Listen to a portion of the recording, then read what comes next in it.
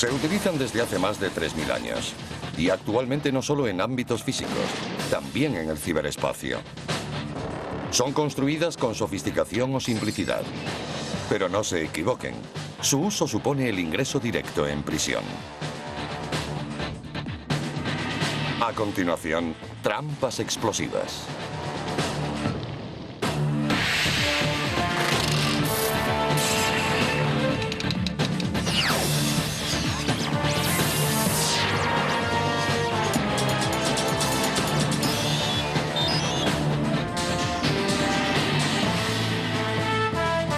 Maravillas modernas.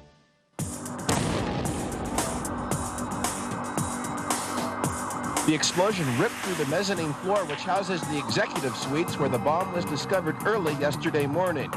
The FBI continued to keep this area around Kaczynski's cabin cordoned off from the press. They refused to deny or confirm reports that there was an explosion in this area earlier this morning. The elderly woman who opened the mailbox told her husband that the bomb looked like a flashlight.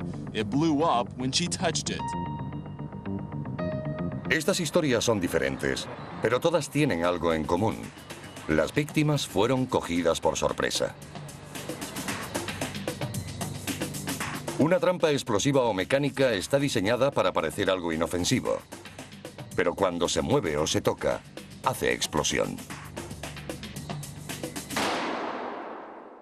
Cualquier cosa puede ser convertida en una trampa explosiva. O una trampa explosiva puede construirse a partir de cualquier cosa. Si se conecta dinamita al arranque de un motor, cuando se gira la llave de contacto, estalla. Un arma colocada tras una puerta se dispara cuando ésta se abre.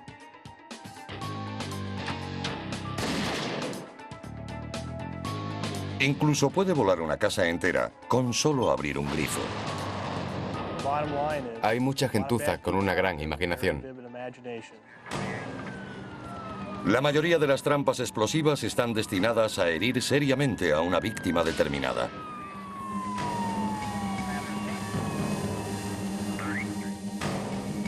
Otras son diseñadas para hostigar e intimidar. Pero cualquiera que sea su propósito, su uso es cada vez más frecuente. Y no solo en lejanos campos de batalla, sino en nuestras calles y oficinas, incluso en nuestras casas. Los motivos son casi incontables. Venganza, triángulos amorosos, protección de propiedades, homicidio, extorsión, tráfico de drogas, cualquier cosa. Según las últimas cifras aportadas por el FBI y la Oficina de Alcohol, Tabaco y Armas de Fuego, o ATF, los atentados o intentos fallidos con bombas registrados en Estados Unidos han alcanzado un número récord desde 1993. Ese número supera los 8000. Entre el 10 y el 15% estuvieron directamente relacionados con trampas explosivas. Se espera que dicha cifra aumente. Creo que su uso va a seguir aumentando en el futuro. Debido a las nuevas tecnologías, existen muchas formas de construir una trampa explosiva. A ello va a contribuir el hecho de que exista un fácil acceso a información detallada sobre cómo construirlas. Hay muchas publicaciones y manuales editados por varias agencias gubernamentales, así como otros clandestinos que dan ese tipo de información. Pero sin duda, Internet es la mayor fuente de información, según hemos comprobado, para que la gente experimente y construya artefactos explosivos, sobre todo los niños. En el mundo de los videojuegos y las películas de acción, las trampas explosivas mantienen la emoción. El público queda encantado con los increíbles dispositivos montados para proteger los restos momificados de un faraón egipcio y los maravillosos tesoros escondidos junto a su cadáver.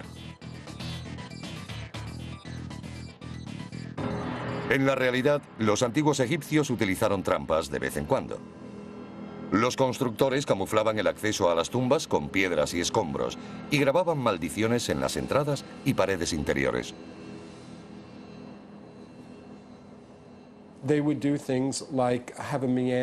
Solían hacer cosas como construir pasillos serpenteantes que a veces terminaban en cámaras falsas. Algunos no tenían salida. Llevaban de vuelta al exterior. O eran bloqueados con enormes piedras que caían cuando se sellaba la tumba. Pero en un número selecto de tumbas, los ingenieros antiguos emplearon ingeniosos dispositivos para enviar un mensaje claro como el agua a los posibles ladrones.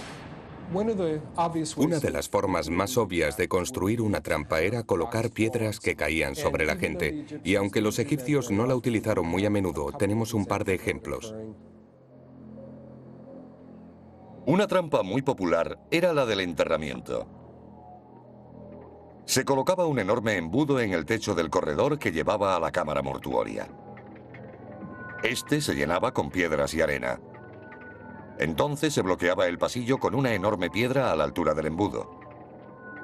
Si el ladrón intentaba excavar por encima del bloque de piedra, rompía las varas que sujetaban el embudo, provocando la caída de su contenido y el consecuente enterramiento. Hace unos cuantos años estábamos trabajando en una tumba. Nos encontramos en esa misma situación. Los restos de un embudo cedieron y tuvimos que salir de allí rápidamente. A los constructores de tumbas también les gustaba excavar pozos sin fondo, ocultos bajo camuflajes. Un solo paso en falso arrojaba a los confiados intrusos por un oscuro abismo. Eran lo suficientemente profundos como para que nadie pudiese salir escalando. Existen evidencias que sugieren que los antiguos egipcios esparcían polvos venenosos por el suelo de la cámara mortuoria. Cuando un intruso entraba, los polvos se mezclaban con el aire y eran inhalados.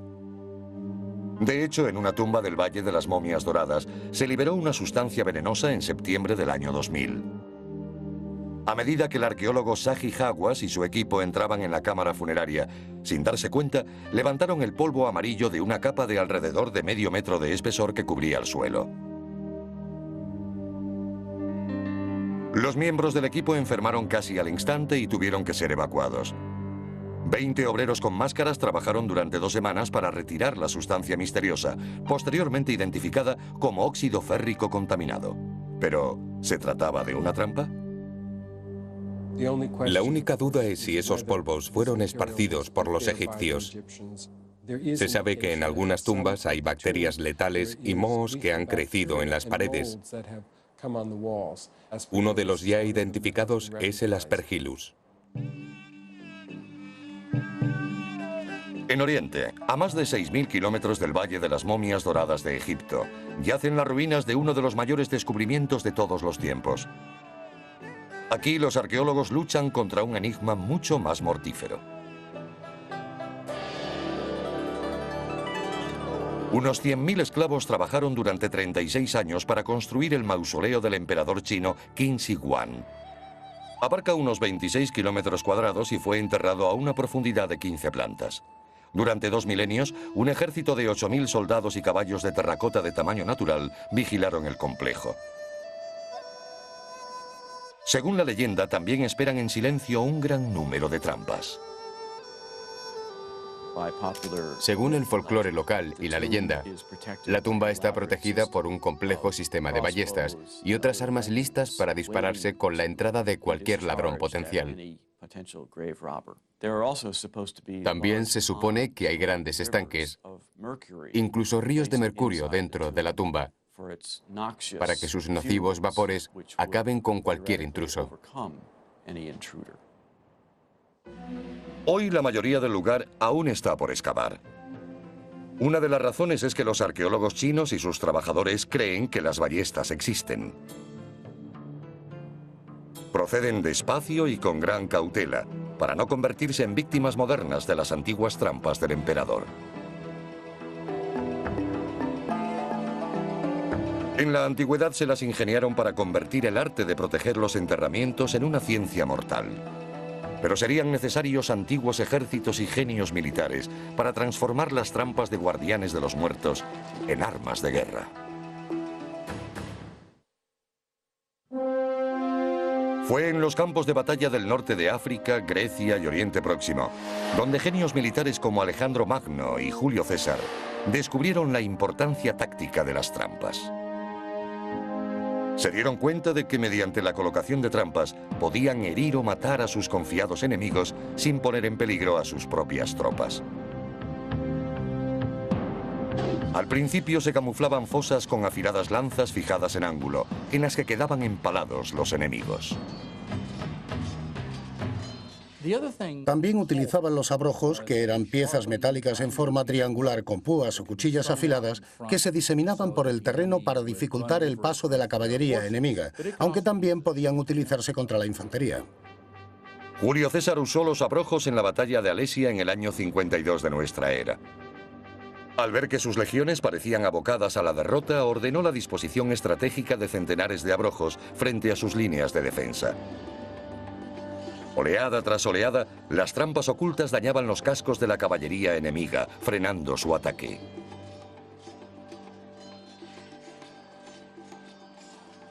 Los historiadores militares creen que esta estrategia ayudó a Julio César a convertir una batalla perdida en una victoria. No es de extrañar que exista una versión moderna del antiguo abrojo. Los clavos utilizados por la policía cuando persigue a un vehículo sospechoso que se ha dado a la fuga. Los clavos están colocados de forma que siempre quedan con la punta hacia arriba. Cuando el vehículo pasa sobre ellos, pinchan las 4 ruedas y con suerte acaban con la persecución. La invención de la pólvora en Asia durante el siglo XII aumentó el potencial de matanza en el campo de batalla. Como resultado, la pólvora se convirtió rápidamente en el ingrediente principal de la construcción de trampas. En Europa, durante la Edad Media, reyes y señores en guerra protegían los límites de sus tierras, extendiendo alambres conectados a recipientes cargados de explosivos, clavos y cristales. Durante la Guerra Civil Norteamericana, los soldados de ambos bandos llevaron las trampas explosivas a un nuevo nivel de sofisticación. Tenemos un cañón de pistola, un mecanismo percutor normal y el gatillo. Cuando se activa el dispositivo, cae la barra de seguridad, se suelta el bloqueo y dispara. Conectaban sus dispositivos a objetos cotidianos como una cuchara o una navaja de bolsillo. Los dejaban abandonados cuando se retiraban. Los objetos trampa quedaban a la vista. Cuando el enemigo entraba en el campamento abandonado y cogía la aparentemente inofensiva cuchara o navaja, se accionaba la trampa. Cuando comenzó la Primera Guerra Mundial en 1914, las ametralladoras y la artillería eran las armas dominantes en el campo de batalla. El uso de equipos pesados imposibilitó el movimiento, por lo que ambos bandos optaron por la guerra de trincheras. Pero cuando los ejércitos norteamericano, francés y británico intentaron atacar las trincheras alemanas, descubrieron que les aguardaba otra arma mortífera. Los alemanes se volvieron muy diestros en la fabricación de trampas explosivas, como los cables trampa en las entradas de los refugios subterráneos. Si alguien entraba y tiraba del alambre, estallaba. También colocaban dispositivos explosivos en cascos o incluso pistolas, porque todo el mundo se llevaba recuerdos. Ese tipo de objetos llevaba dispositivos que explotaban al tocarlos. Durante la Segunda Guerra Mundial, el arte y la ciencia de las trampas estallaron literal y figuradamente.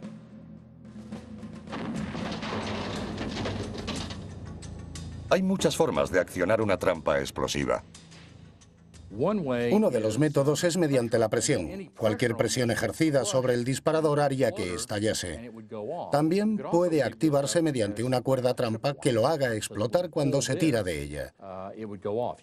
Otro método es convertirlo en un dispositivo de liberación de tensión que explota si se le corta el cable. Los soldados alemanes colocaron trampas en las carreteras y los campos para acabar con los confiados o los fisgones. Los aliados que desembarcaron en las playas de Normandía el día D se encontraron con barreras antitanques preparadas para estallar si se movían. A medida que avanzaban tierra adentro, descubrieron que los alemanes habían puesto cuerdas trampas conectadas a explosivos en puertas, escaleras, armarios y ventanas. Los soldados no entraban por las puertas, sino por las ventanas. Rompían los cristales con las culatas de los fusiles y así accionaban la trampa. A finales de 1944, durante su campaña por el noroeste de Europa, las fuerzas aliadas dieron con un cuartel alemán abandonado. No encontraron minas ni trampas explosivas, pero cuando un soldado orinó sobre una pared, cerró un contacto eléctrico activando un explosivo que voló el edificio. Los japoneses utilizaron un gran número de trampas contra los aliados, colocándolas en las selvas, en las playas y en cualquier parte que ellos consideraran que podrían engañar a un soldado confiado o curioso. A menudo las ponían en objetos deseados como comida o sake, o recuerdos de guerra como fusiles y cascos. Desesperados por dar un último golpe, incluso ponían trampas explosivas en los cuerpos de sus propios soldados muertos o heridos. Durante la Segunda Guerra Mundial, lo mejor era no tocar ningún cuerpo japonés, porque al moverlos solían activar mecanismos explosivos de presión y estallaban. Pero el uso de trampas en el bando norteamericano fue limitado. Curiosamente, se requería el permiso de un general de 3 estrellas para colocarlas. En Vietnam, el Vietcong no tuvo comparación en cuanto a ingenio y efectividad de sus trampas.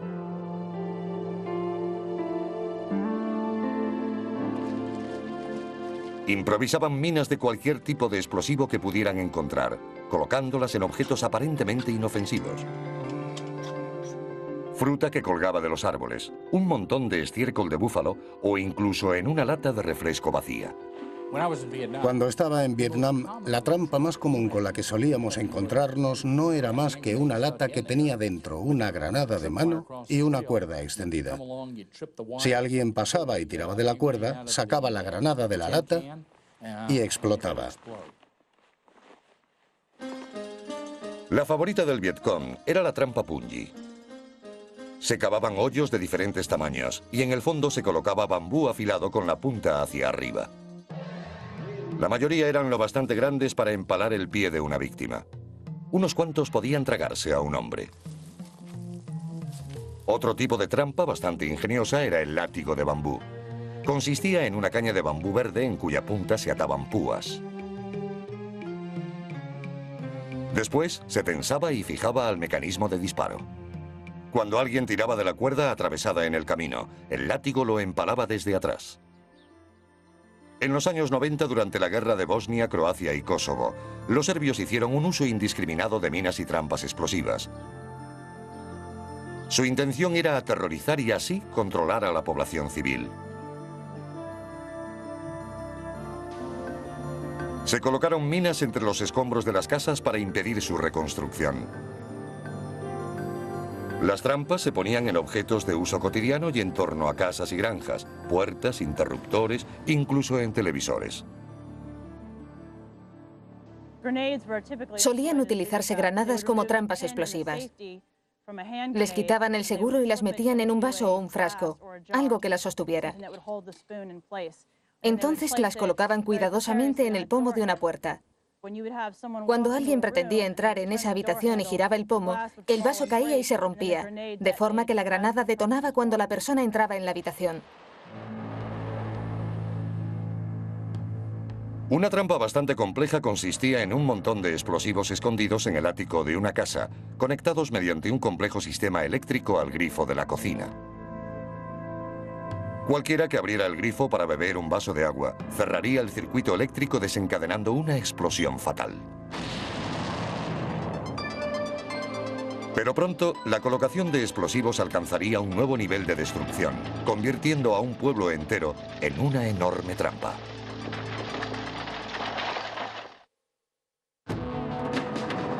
Estaba amaneciendo cuando el ejército israelí entró en el campo de refugiados cercano a la ciudad palestina de Jenin en marzo de 2002. Lo que encontraron los dejó impresionados. Más trampas explosivas por metro cuadrado que en ningún otro lugar. Algunas eran enormes, conteniendo hasta 110 kilos de explosivos. Algo desmesurado en comparación con un típico suicida cuyo contenido explosivo no suele superar los 11 kilos. Las excavadoras israelíes rodaban por las carreteras que llevan a Jenin, eliminando las trampas que hallaban. El campo donde vivían militantes de la Yihad Islámica y las brigadas de Al-Aqsa fue escenario de duros combates casa por casa, en los que murieron 23 israelíes y 52 palestinos. El episodio originó una gran controversia y la actuación del ejército de Israel, que atacó con misiles y helicópteros y dejó el centro reducido a escombros, fue ampliamente difundida por las televisiones de todo el mundo. En algunos casos se encontraron minas terrestres reconvertidas en trampas. Convertir una mina en trampa es muy útil, porque se aprovecha toda la cantidad de explosivo que tiene en su interior. Las diferencias mecánicas entre las trampas y minas son pocas. Ambas utilizan los mismos tipos de percutores y recipientes para explosivos. Las diferencias están en su finalidad. Las minas terrestres están diseñadas para ser colocadas en el suelo. De esta forma sirven a su principal propósito: retrasar el avance enemigo. Sin embargo, una trampa explosiva puede colocarse en cualquier parte y normalmente se camufla para que parezca un objeto inofensivo. Aunque un soldado examine con éxito el terreno en busca de minas terrestres, siempre existe la posibilidad de activar una trampa. Es una amenaza constante e implacable. Así cumple su objetivo: sembrar la duda aumentando la tensión.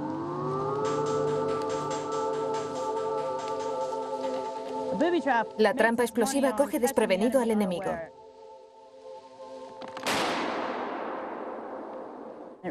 Tiene un enorme impacto psicológico en su moral. El hecho de que sean tan difíciles de descubrir las convierte en unas siniestras herramientas de destrucción y terror.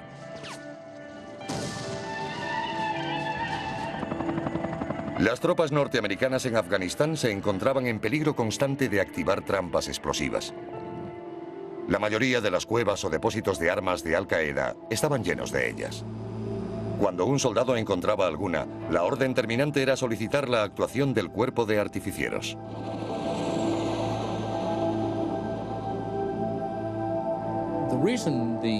El cuerpo de artificieros intentaba desactivar los explosivos ante la posibilidad de que en el interior de aquellas cuevas hubiera documentos o indicios que sirvieran para conocer los planes de Al-Qaeda.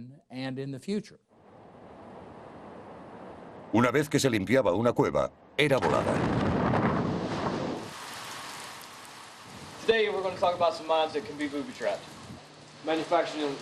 Este grupo es entrenado para detectar las más modernas trampas explosivas.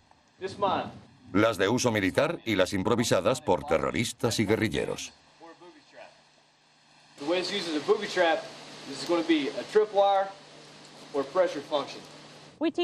Enseñamos a los marines que existe la posibilidad de que todo obstáculo sea una trampa explosiva.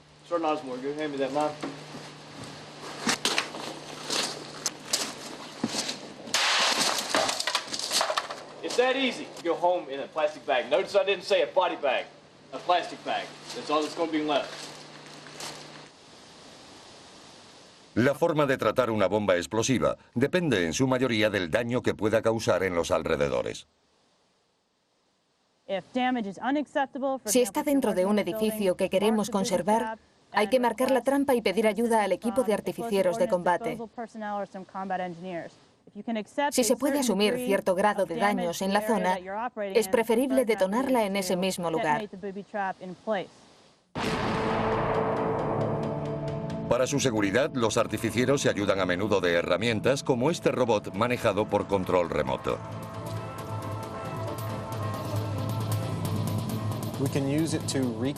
Podemos usarlo para inspeccionar el objeto sospechoso. Y si se trata de una bomba o una trampa explosiva, también podemos utilizarlo para desactivarla e incluso examinarla mediante rayos X y moverla. Está equipado con 3 cámaras diferentes. Esta es la de imagen frontal. Esta es la de vista lateral. Hace panorámicas, barridos y zoom. Esta es la cámara de vista del fondo. Tiene todas las características básicas de un brazo normal: hombro, codo y muñeca. Tiene unas pinzas que actúan como manos, se abren y cierran. La muñeca gira 360 grados. Hasta donde alcanza, más o menos 2 metros, puedo hacer con él lo que quiera. Pero los robots de control remoto no estaban disponibles para los artificieros en la guerra de Somalia en 1993. Las improvisadas trampas explosivas había que desarmarlas con mucho cuidado y al modo tradicional. En Somalia nos encontrábamos trampas casi a diario. Solían utilizar unas muy sencillas, como granadas de mano bajo piedras o fijadas a las puertas. Los señores de la guerra somalíes y sus matones a sueldo raras veces utilizaban trampas explosivas contra el ejército. Lo hacían para aterrorizar y extorsionar a sus compatriotas. Hay 2 o 3 pozos de agua en la ciudad. Solían colocar granadas de mano de forma obvia para que pudieran verse claramente. Creaban laberintos de trampas visibles alrededor de los pozos y se colocaban junto a ellos con las armas preparadas y la mano extendida para cobrar a los sedientos somalíes a cambio de guiarlos hasta el pozo. Solíamos ir diariamente a retirar aquellas trampas explosivas. La extorsión no es el único motivo por el que los malos ponen trampas. Algunos de los más famosos y excéntricos terroristas no eran más que eso, locos.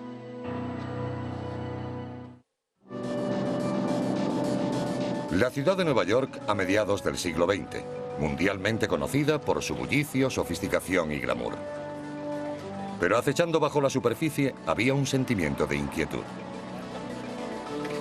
Durante 16 años, un chiflado anónimo colocó trampas explosivas en lugares públicos. Los neoyorquinos se referían nerviosamente a él como el terrorista loco. Colocó 32 bombas desde 1940 hasta 1956. Una estaba adherida al asiento de una sala de cine. 22 personas resultaron heridas, algunas graves. La ira del terrorista loco parecía estar dirigida contra la compañía eléctrica de la ciudad, a la que envió una carta en la que se leía: «Puedo hacer que la compañía Edison se arrepienta». Al estudiar los perfiles de los terroristas que colocan bombas, podemos observar que se trata de gente enfadada, pero también son personas descentradas, y las bombas son un desahogo de su ira, de su frustración, y les dan la capacidad de dañar a la sociedad. El terrorista resultó ser un educado y bien vestido, pero engañoso tipo, llamado George Metesky. Metesky construyó sus trampas explosivas en el garaje del apartamento que compartía con sus 2 hermanas solteras en Waterbury, Connecticut. Sus bombas eran de fabricación casera. Utilizaba tubos corrugados, pólvora y un detonador. Ed Kaczynski, quien llegó a ser conocido como el Unabomber, podría haberse inspirado en el terrorista loco de Nueva York. Probablemente quedó impactado por Metesky y otros terroristas, y desarrolló sus mortíferas actividades siguiendo la misma línea de actuación que sus predecesores casi medio siglo antes.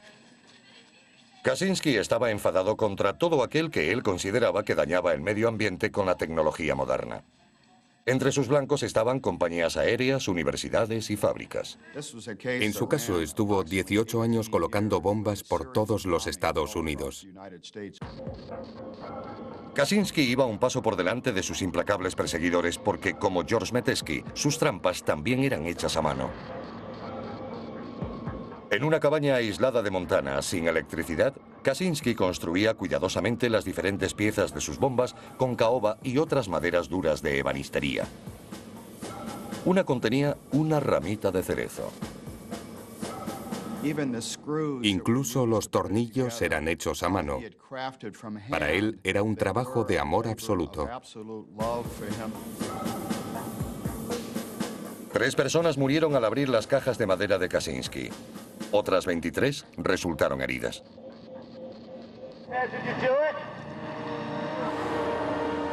Las víctimas del más reciente terrorista de bombas fueron ciudadanos que llevaban vidas normales en la zona centro de Estados Unidos.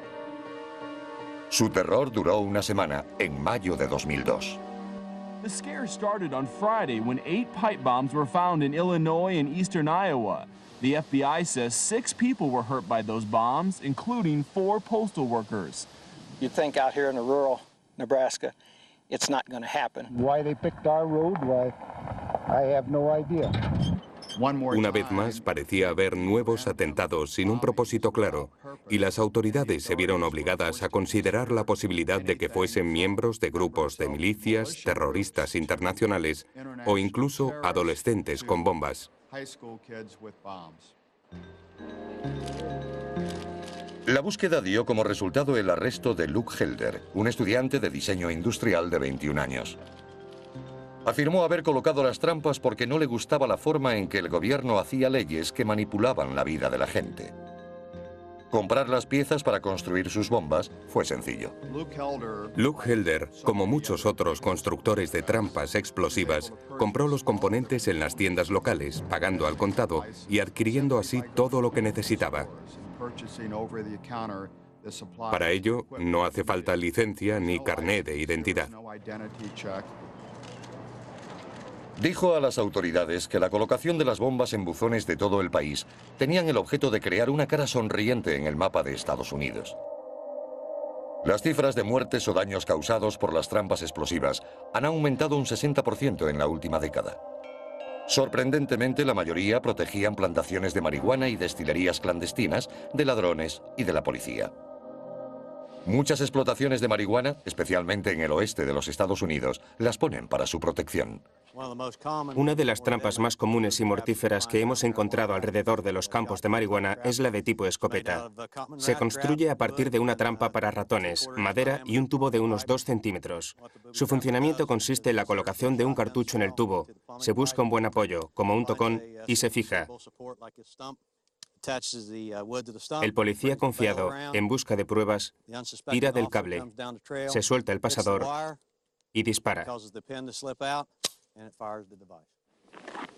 Menos letales, pero excepcionalmente dolorosas, son las trampas diseñadas para hostigar a la policía o intimidar a los ladrones que pretendan robar las plantas de marihuana. Algo que solemos ver a menudo son las cuchillas de afeitar colocadas bajo una planta de marihuana. Impide que la gente agarre las plantas y las arranque porque se pueden cortar si no saben que están ahí. Hay otro tipo de trampa dolorosa no letal que daña la cara. Consiste simplemente en un anzuelo colgado de hilo de pescar, que como podemos ver es muy afilado y tiene una punta diminuta. Solemos encontrarlos colgando de ramas pequeñas. Si alguien pasa por aquí, se lo clava en el ojo, en la mejilla, en el pelo o en alguna otra parte de la cabeza, y es difícil de extraer. Las destilerías protegidas por trampas explosivas suponen otro desafío mortal. Más de 18 agentes murieron y otros 100 resultaron heridos en los últimos años, intentando acabar con las operaciones ilícitas. Hemos encontrado rifles trampa detrás de las puertas, que se disparan cuando alguien las abre. También estamos encontrando muchas trampas de tipo químico. Probablemente no maten a los agentes, pero pueden resultar gravemente heridos y sufrir daños a largo plazo. No todas las trampas explosivas tienen como objetivo matar o herir. Algunas solo sirven de advertencia. El dispositivo es muy simple, nada más que una cuerda trampa, una lata y unos cuantos guijarros. Cuando los agentes pasan por aquí y tiran de la cuerda, la lata llena de piedras suena, dando a los cultivadores de marihuana la oportunidad de escapar. Los expertos afirman que las probabilidades de que un ciudadano normal caiga en una trampa explosiva son escasas. Pero advierten que es posible, sobre todo para excursionistas o ciclistas, que inocentemente pueden acercarse a un campo de marihuana en terrenos públicos. Si uno está en un bosque o en un parque nacional, existe la posibilidad de que pueda tropezar con un cultivo ilegal de marihuana rodeado de trampas.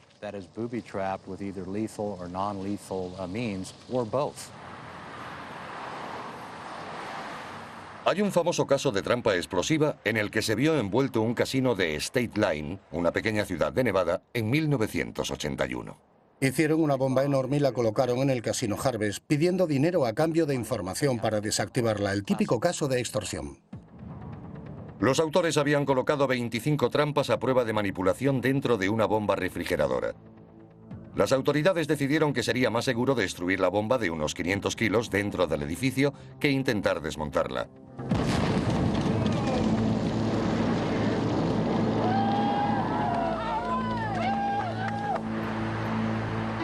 Actualmente se produce otro inquietante desarrollo en el uso de trampas explosivas, y es que ciudadanos respetables las utilizan para tomarse la justicia por su mano.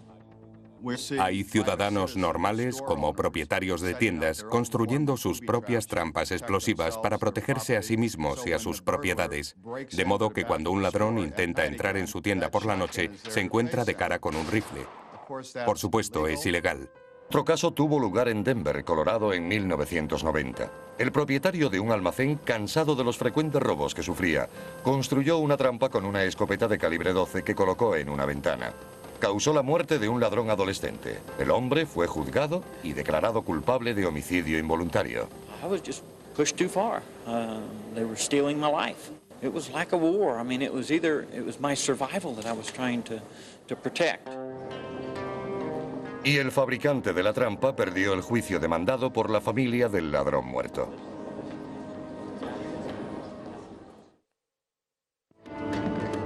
El 23 de abril de 1978, el gángster Salvador Gingelo, más conocido como Sammy G, entró en su automóvil aparcado junto a un café de Rochester, Nueva York, y giró la llave de contacto. El coche salió volando, matando a Sammy e hiriendo de gravedad a sus dos guardaespaldas. El agente del FBI, Clyde Van Sant, acudió al lugar. Los borrachos, los vagabundos y las prostitutas que lo habían visto todo corrieron a llevarse los trozos de metal y fragmentos de cristal. Todos querían un recuerdo de la muerte de Sammy G. Los gángsteres han colocado trampas explosivas en los automóviles de sus enemigos desde que el crimen organizado se convirtió en un negocio organizado. Pero un alarmante número de cargos públicos y ejecutivos estadounidenses y extranjeros también han sido objetivos de coches bomba. La creciente demanda de seguridad corporativa ha creado una nueva industria, el detector de bombas Lapa. Como su diseño está patentado, no se dispone de imágenes. Si se adhiere una bomba a la carrocería de un coche mediante imanes, el equipo la detecta inmediatamente. Desde el caso del envío de carbunco por correo en el 2001, incluso los ciudadanos corrientes temen este nuevo tipo de trampas.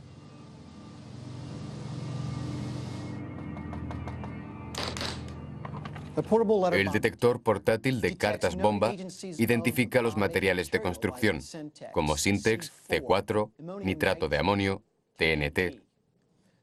Este dispositivo permite al usuario pasar la carta sin abrir por la zona designada marcada por la cruz. Si la carta contiene algún material explosivo, el aparato avisa.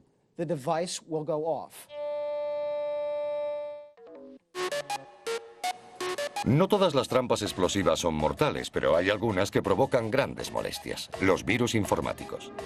Estos traicioneros matones del ciberespacio se comportan como trampas explosivas. Seducen a las confiadas víctimas con una invitación a abrir un correo electrónico aparentemente inofensivo. El resultado de seguir sus simples instrucciones podría llevar a la total destrucción de datos irreemplazables. En 1985 se conocía la existencia de 11 virus. Hoy hay más de 60.000. El éxito de estas cibertrampas se basa a menudo en el ofrecimiento de regalos.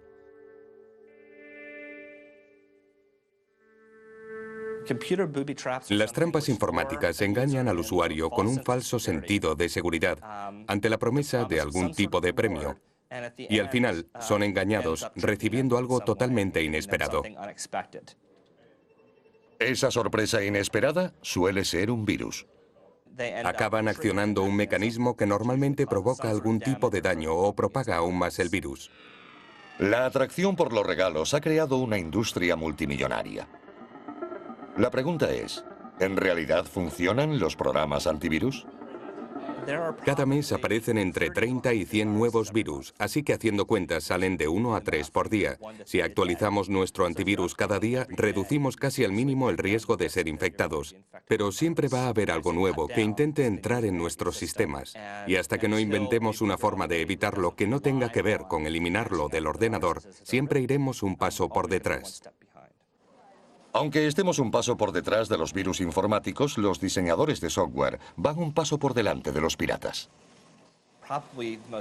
Probablemente el ejemplo más interesante sea la última versión del sistema operativo de Windows, XP, que necesita un código de activación que es verificado periódicamente por Microsoft.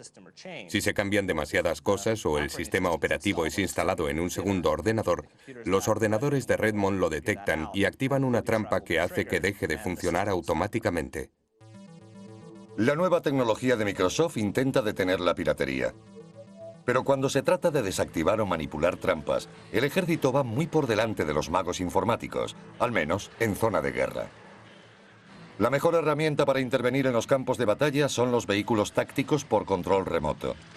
Tienen muchas aplicaciones, pero en manos de un experto artificiero son particularmente eficaces. Estos vehículos, también conocidos como Packbots, demuestran su valía prueba tras prueba. Parecidos a tanques en miniatura sin armas, los Packbots se mueven con agilidad en cualquier entorno. Sus cámaras y sensores de audio permiten su movimiento preciso y cauteloso, haciendo que las trampas explosivas carezcan de utilidad.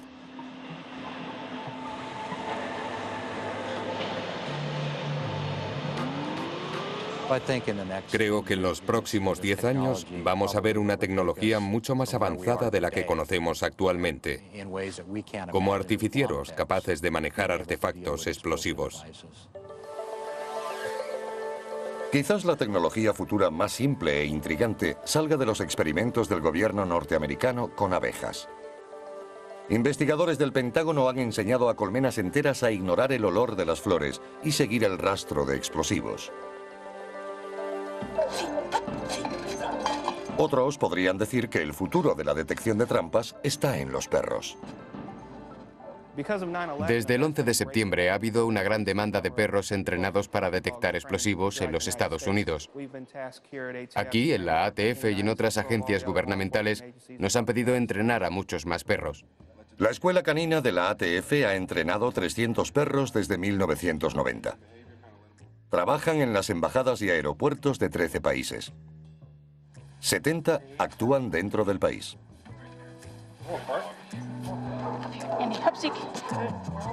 Estos perros aprenden a distinguir el olor de los explosivos de otros similares, como aceite, gasolina y anticongelante. Aquí están siendo adiestrados a diferenciar el de la grasa del motor del olor de los explosivos. Cuando lo detectan, se sientan y alertan al preparador de su presencia. Si se determina que un paquete puede ser una trampa explosiva, no se utilizan perros. De esa forma, ni el perro ni su adiestrador correrán peligro. Por supuesto, la mayoría de los detectores en proceso de investigación y prueba aún tardarán años en ver la luz. Hasta entonces, el soldado en el campo de batalla y el policía que investiga la destilería deberán seguir sospechando de lo que toca o lo que pisa. El mejor consejo que puedo dar es utilizar el instinto. Si piensan que algo no está bien o si creen que han encontrado una trampa, tengan cuidado, pidan ayuda a los profesionales y dejen que seamos nosotros quienes nos arriesguemos.